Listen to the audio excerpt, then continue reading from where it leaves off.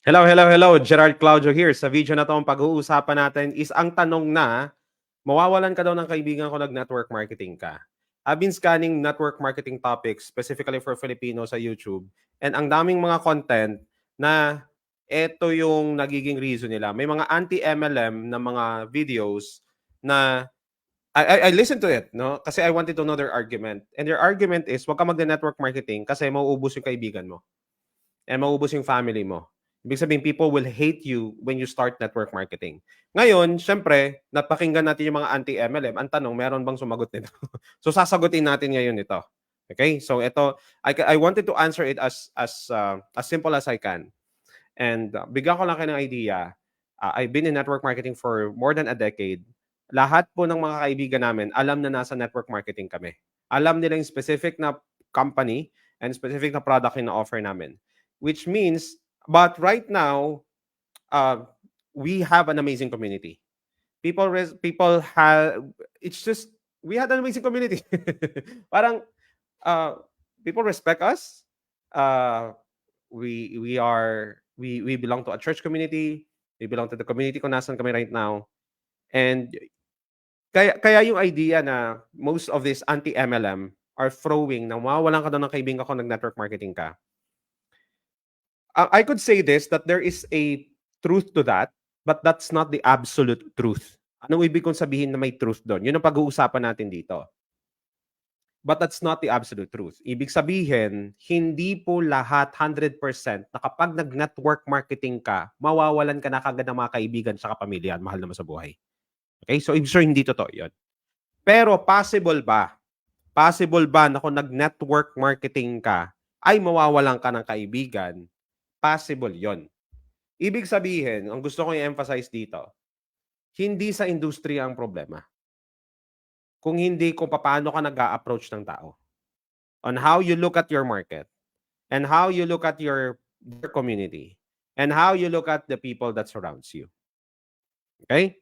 In fact, you can even build your network marketing business sa mga tao na hindi mo kilala. Right now, I have sign-ups in my organization that I've never known these people 5 years ago, 10 years ago. I just know these people last month. And they signed up in my team. Which means, ang gusto ko i-emphasize dito is it really, there's really a need na kailangan ba talaga yung mga i-approach mo talaga at saka kukulitin mo, isusunugin mo yung mga tao na kilala mo? Absolutely hindi. In the world where in a digital era, in a world of internet and social media, it's very possible that you can even build a business na kahit hindi mo kilala. Basta gawin lang siya ng tama. Ay approach yung tama. So, ibig sabihin, ang gusto kong sagutin lang dito, straightforward na sagot, yung mga anti-MLM and an anti-network marketing na mga videos and vlogs, they're saying na wag ka mag-network marketing kasi masisira buhay mo, masisira yung kaibigan mo. Hindi po totoo yon. That is not true at all. Kailangan mo lang gawin ng tama. So, ano yung ibig sabihin na gawin ng tama? Number one, kailangan mo maintindihan na majority of the people na kilala mo, they will support you but they don't like na puwersahin mo silang mag-join. Guys, hindi lang naman sa network marketing yan eh. Ikaw, kung puwersahin kang gawin yung bagay na ayaw mo, magagalit ka rin naman eh. Kaya lang kasi tayo, pupunta ka ng training, tapos yung trainer sa network marketing, sinisira ang mga empleyado, mga ganun, di ba? Mga empleyado, mga ito. Yung ibang mga opportunity. Ngayon, hindi na-clarify doon sa training na napakinggan mo, o teka lang guys ha, huwag niyong gagamitin itong mga spill na to para basagin yung mga trip ng mga tao sa labas. I have seen so many people posting about the alam mo yun, yung mga sinisira, yung mga employee, mga ganun, yung parang ang term dito ng pang-guilt trip sa pagpo-post. I-guilt trip mo yung tao tapos expect mong mag-join sa'yo. Nakuha nyo ba? Kaya ako, hindi ako nagsasuggest na dapat yung mga post is patama palagi. Kung patama palagi ang mga post mo at patama palagi yung pakikipag-usap mo sa mga prospect mo, maniwala ka sa akin, I mean, how will these people even join you in the first place? Imagine mo, ininsulto mo ako tapos expect mo mag-join ako sa'yo? Kaibigan mo pa ako before. Another thing, no, parang, alam mo yun, parang they feel like pumasok ka sa kulto. Bakit parang hindi nila expect na pumasok ka sa kulto? Imagine nyo guys, nag-training ka ulit, yung trainer super powerful, naniwala ka kasi may result, may sasakyan, may milyon, whatever, alam mo yung ganun. Tapos ikaw naman, hindi na paliwanag ng maayos, lumabas ka, feeling mo, kakalaban mo lahat ng mga negative. Guys, hindi mo kalaban lahat ng negative. In fact, hindi mo kailangan kausapin ng mga negative. Nakuha nyo ba? Because most of us, our arguments are designed to rebut the negative. Na-realize ko lang along the way when I was doing my business, sabi ko, bakit ba ako prepare para sagutin ng mga negative? Eh, hindi naman yun ang magjo-join sa akin. Ang magjo-join sa akin yung mga naghahanap na. So I have to prepare myself kung paano sagutin yung maayos yung mga tao na gusto nang mag-join. The problem to us is we're so prepared to rebut every negative people na pag may negative, pinapatulan natin lahat. Hindi mo kailangang patulan ng negative kahit kakilala mo yan. So ako, when I realized that, sabi ko, if the person, lalo na kung kilala ko, kung negative siya, hindi ko siya papresentahan. Ba't ko siya papresentahan? Ba't ko siya i-invite? In the first place, negative na siya. Nakuha niyo ba yung ibig kong sabihin? So, yung gusto ko i-point out dito is there are proper way of doing it. It's just that people feel like nag-transform ka na. I remember I have merong isang kaibigan yung wife ko. And this person knew na nasa network marketing na kami. Tapos nag-join siya sa isang network marketing. So she was inviting my wife. And nakakatawa kasi napagkikwentuhan siya ng mga classmate. And again, my wife is also a network marketer, kami. Nung napagkwentuhan siya, ang sabi niya, ito yung spiel niya sa mga classmate niya. Ang sabi niya, kung hindi kayo magjo-join sa akin, bahala kayo, maiiwan kayo, ako yayaman ako dito. I mean, that was the spiel. Bahala kayo, iwan kayo dito, basta ako yayaman ako. And interestingly, actually right now, hindi siya nag-continue. Kami nandun pa rin sa network marketing. With all respect, of course. But those kinds of spiel are very, very inappropriate. And I think nanggaling kasi yon the way network marketers are trained. So para kasi trained tayo na basagin lahat ng trip ng mga negative. Hindi, guys. Now, if I'm going to discuss, these are the list of the possible answers of people. Pero I hope ang kailangan mabago is, wag mo ite-train yung tao para i-negative yung iba. Alam mo yun? Nakuha nyo ba? Tapos you expect these people to, hindi kasi na-realize, hindi kasi ako, pag nagsalita ako, talagang ako, straightforward ako real talk ako ganun. Okay, kwento ko sa inyo Meron akong isang kakilala, podcaster siya. And yung podcast niya is, ginagawa niya yung network marketing niya na content sa kanyang FB page. And so he was asking for a collab last time. Matagal na yun, 2 years ago when I was still on my first wala pa akong specific niche for network marketing. So yung niche niya is about business, money, motivation, ganun yung style niya. And tiningnan ko yung kasi network marketer siya So tiningnan ko yung account niya.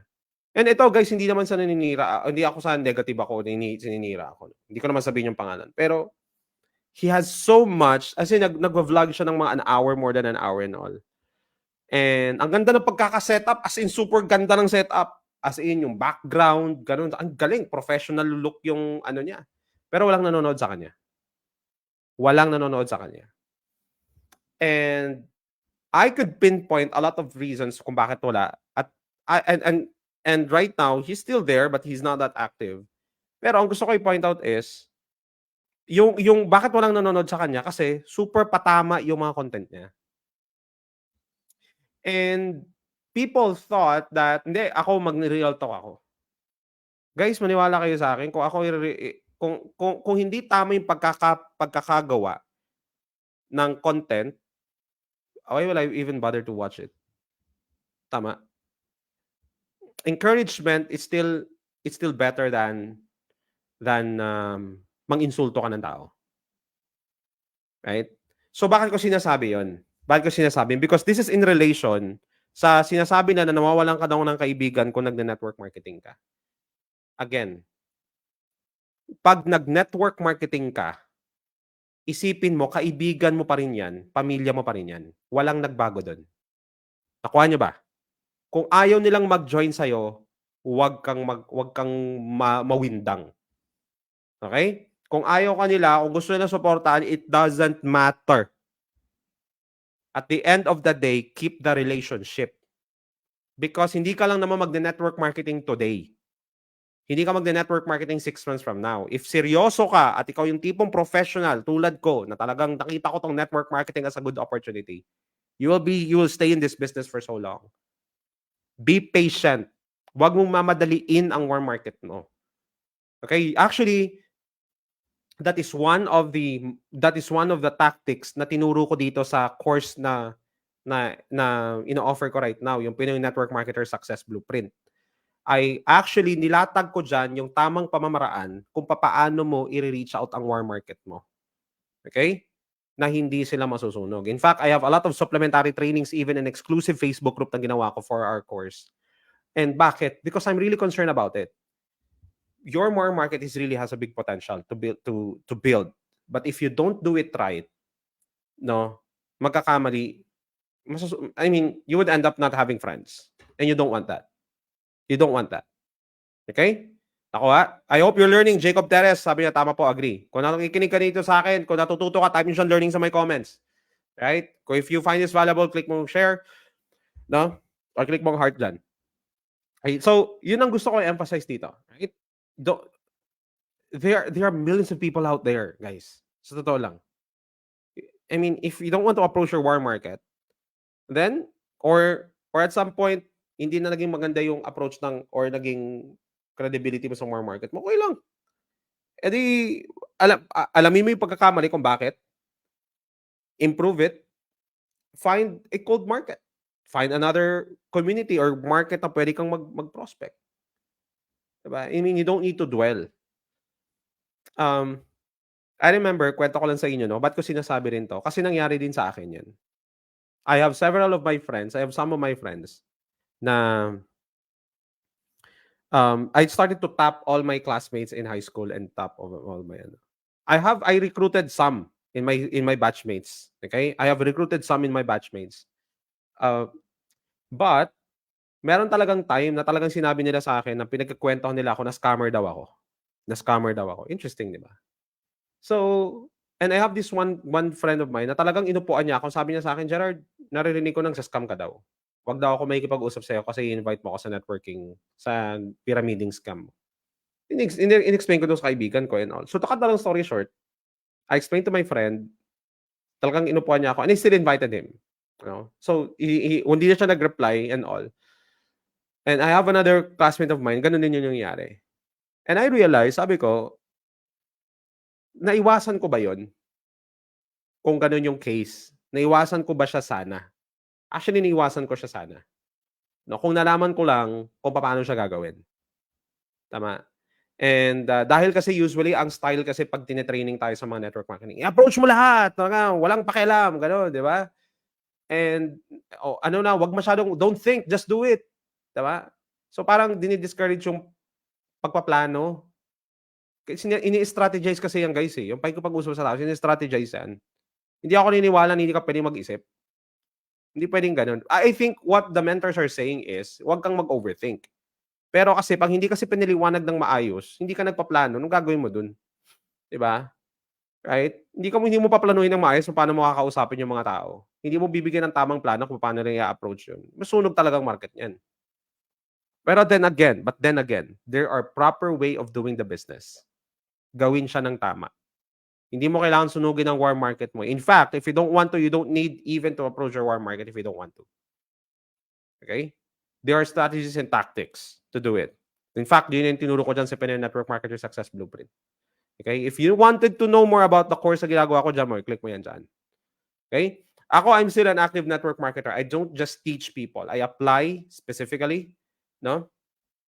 And I personally in my team are developing a more sustainable, yung tipong recruitment na tuloy-tuloy. Yung tipong hindi ko kailangan mag-struggle sa kung saan ako hahanap ng mga prospect. Yung i-develop ko right now. But then again, if you're listening to this vlog right now or to this video, okay? I just wanted to emphasize this. Hindi mo kailangan mawalan ng kaibigan. Gawin mo lang ng tama. Okay? So, I can relate. I have 2K FB friends before, pero simula nag-network marketing ako, unti-unti sila nawala isa-isa. Less than 500 na lang sila ngayon. Yung iba sila mismo nag-block and unfriend sa akin. Yung iba mismo nag-delete since wala naman silang magagawang maganda sa tulong sa buhay ko. I eliminate toxic people sa life ko, lalo yung mga tao hindi naman nag-join. Kung ano-ano pang sinasabi. Robbie Tomimbang. Yeah, that's good if you have that kind of, if you have that kind of, what do you call this, posture. That's also a good posture, no? Tama naman 'yun, no? Kung toxic na sila, eh, 'di bakit ka pa magko-connect sa kanila, 'di ba? Yet, ako personally, if you're gonna ask me, in my opinion about it, possible kasi that you can still remain friends with these people. Okay?